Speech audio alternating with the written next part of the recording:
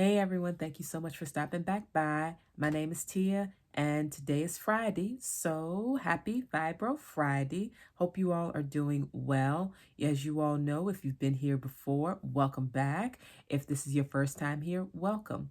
I like to, on Fridays, discuss different aspects of fibromyalgia, things that I've done that work for pain, things that I'm going to try to help with pain and other symptoms, little insights I've gotten, all of the things related to fibromyalgia and chronic pain. So if that's of interest to you, there is a playlist, but you can also, feel free to just hang around, subscribe and see the videos as they become live. Don't try to keep up with it. Just set the bell so that you know every time a video goes up because I post on average 3 times a week.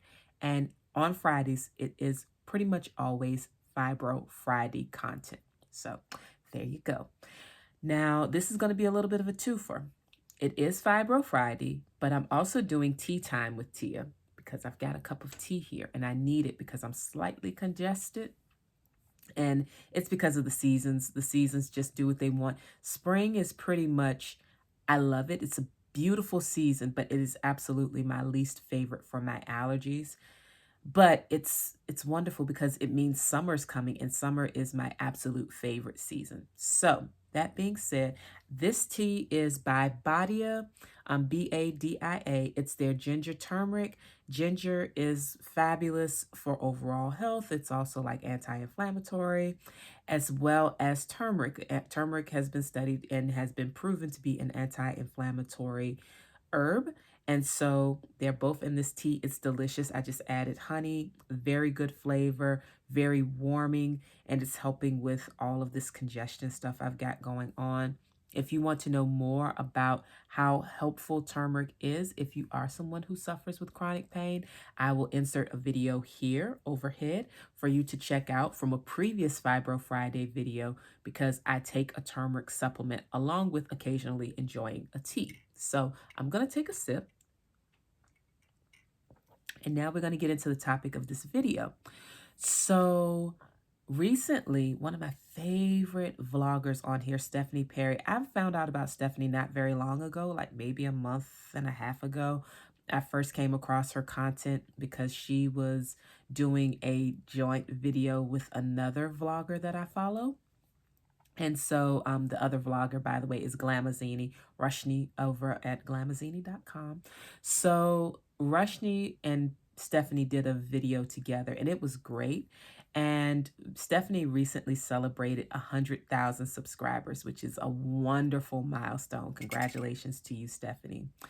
I was watching her video and she gave this example of how she went snorkeling off of the Great Barrier Reef. And when she was getting her safety briefing from the, I guess like the ship captain or the guide on the ship, she was told, if you are in distress, if you find yourself in trouble while snorkeling, make a fuss, get loud, let someone know, don't be embarrassed and don't try to figure it all out on your own. Yell for help, let someone know so that someone can assist. And she was just given the example of why it's important to seek help using that as her, her example of what this looks like. When you seek help, it can be life-saving. I feel very much the same about everything in life. You absolutely should make a fuss. Let people know if you are in distress. Sometimes we think that it is embarrassing to ask for help, and nothing could be farther from the truth. You will never get the help you need from others if they don't know that you're in distress. So with fibro in particular, now, of course, I could apply this to all different aspects of my life, and you could probably apply it to different facets of your life too. Pardon me. But specifically with fibromyalgia, a lot of times we go to perhaps one doctor or two doctors or maybe even three doctors, and we tell them our concerns and they don't hear us. We could be making the biggest fuss ever and they still won't hear us. The truth is, sometimes there are people who are not listening. They don't listen well. And for that reason, your fuss may fall on deaf ears. But the thing is, you never know until you make said fuss.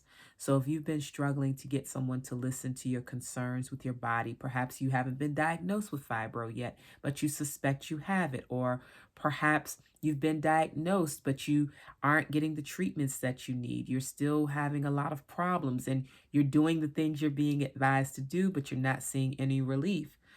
It's time to make a fuss. And it's time to stop feeling like we're burdening people with our needs. Anyone who feels burdened by your need for assistance is probably not the kind of person you want in your circle anyway.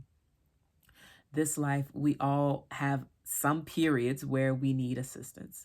You just don't get through this life by yourself. I don't care who you are.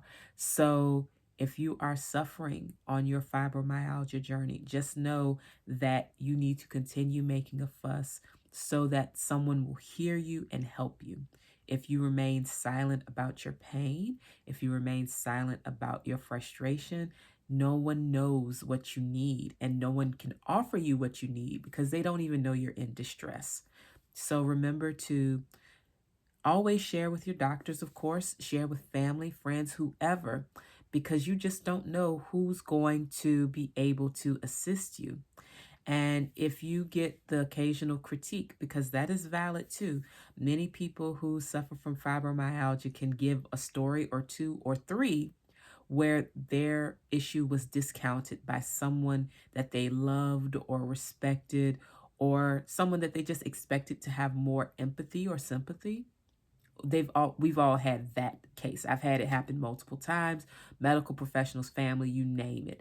So when that happens, it's very, very discouraging. That does not mean don't continue to make a fuss. That means perhaps that person can't hear you yet, but keep going.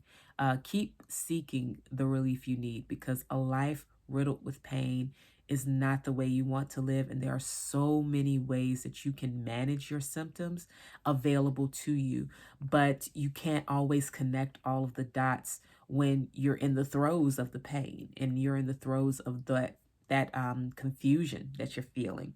So if you feel overwhelmed, if you feel like you're hurting, if things are just not working, though you're trying your best, it's time to get a lifeline. Make your fuss, get someone to listen. And if you've been making a fuss in your life and no one's listening, make a fuss on this post. Go under the comment section. Let me know what it is that's going on with you that you can't seem to work your way through. And if I know anything to help you, I will certainly share it with you. And if I don't know anything right offhand to help you, I will do my best to point you in the direction of someone who may be able to assist. So continue to make a fuss. If you can't make a fuss in your personal life with the people or professionals surrounding you, and you aren't feeling like you're being heard, you can't make a fuss with them because they're not hearing you. Make a fuss here. I'll listen. And if there's anything I can do to help, I'll let you know. Okay? So let me take another sip. I just thought that was a really good point on Stephanie's video, because so many of us are conditioned that our discomfort is an inconvenience to everyone else. And if your discomfort feels like an inconvenience, then you are inclined to remain silent. And that is not what you should do. You won't be able to get the help you may need if you don't share with someone else, especially if you're hitting roadblocks on your own. If you're hitting roadblocks, you might need some assistance. And the best way to get assistance is to let someone know. But in any case, like I said, if you hit those blocks and you need help, the comment section will remain open on this. And if you have any questions, feel free to comment below. Also, I will be putting a posting list in this video underneath in the description box so that you can go to my blog and see all of my Fibro Friday posts. I did a series where I reviewed a bunch of different doctors and health professionals of all sorts who had come up with protocols and standards of care for people with fibromyalgia or chronic pain. And I did a review of all of these different protocols that have been published by different professionals. And you can absolutely look through that and see if you can find some tips you can use. It's a nice way to have all of that information in one location for your consumption. You don't have to hunt all over the web. I've got links in there, I've got videos in there from those people, as well as summaries of what they're advising. Very helpful if you're feeling overwhelmed by this. So that's it for today. I'm going to finish my tea, and I'm going to get ready for bed shortly because it's late. I might even take an allergy pill, which means I will be sleeping very soundly, but I probably need it anyway. Anyways, hope you all are doing great. Please have a wonderful, safe weekend, and I will talk to you all soon. Take care. Bye-bye.